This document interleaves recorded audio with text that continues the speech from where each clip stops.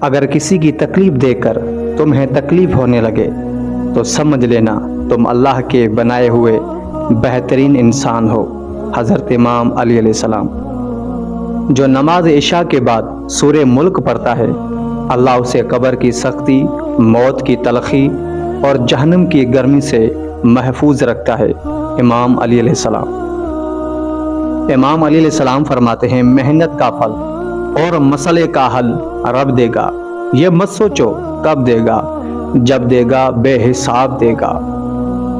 نفرت گناہ سے کرو، گناہ کرنے والے سے نہیں، شاید تمہاری محبت میں آ کر وہ گناہ کرنا ہی چھوڑ دے۔ حضرت امام علی علیہ السلام۔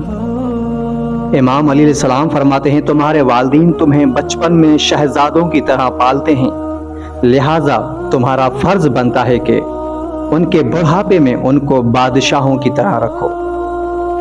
میرے مولا فرماتے ہیں، اور انسان کو اللہ کی محبت تب نظر آتی ہے جب اسے دنیا کی محبت تھکا دیتی ہے۔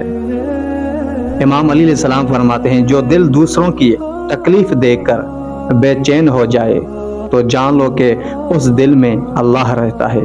سبحان اللہ۔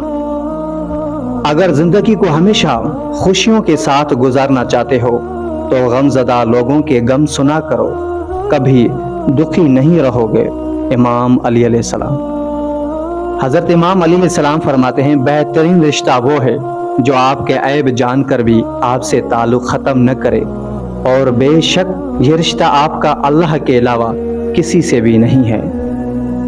امام علی علیہ السلام فرماتے ہیں، انسان مایوس اور پریشان تب ہوتا ہے جب وہ اپنی اللہ کو راضی کرنے کے بجائے لوگوں کو راضی کرنے میں لگ جاتا ہے۔ اے نوجوانوں، زندگی میں آگے بڑھنا ہے تو بہرے ہو جاؤ، کیونکہ بعض لوگوں کی باتیں مایوسی میں اضافہ کر دیتی ہیں۔